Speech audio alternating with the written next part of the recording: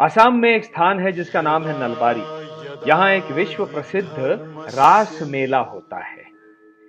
इस रास मेले के उद्घाटन समारोह के लिए मुझे माननीय मंत्री जयंतो मल्ला बरुआ और वहां की रास मेला की समिति इन्होंने 26 नवंबर को आमंत्रित किया है। मैं आना चाहता हूं और आपके समक्ष अपने दो शब्द रखना चाहता हूं कि कृष्ण से मैंने रास के विषय में क्या समझा और राधा रानी से मैंने क्या समझा।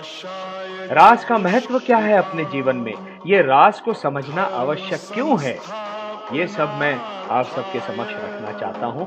26 नवंबर को आऊंगा और उद्घाटन समारोह में आप सबसे मिलूंगा। नमस्कार, जय श्री कृष्ण।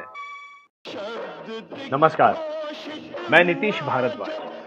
आप सबने मुझे महाभारत में कृष्ण के रूप में देखा और पिछले 3 दशकों से मुझे बहुत बहुत प्रेम और सम्मान दिया, जिसके लिए मैं पूरे विश्व में जितने भारतीय हैं उन सब का आभारी हूं और गदगद हूं। असम में एक स्थान है जिसका नाम है नलबारी।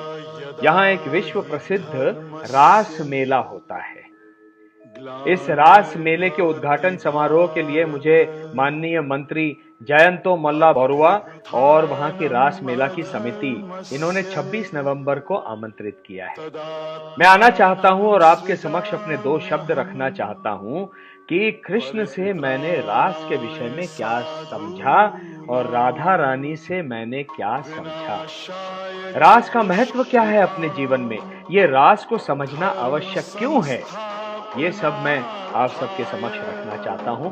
26 नवंबर को आऊंगा और उद्घाटन समारोह में आप सबसे मिलूंगा।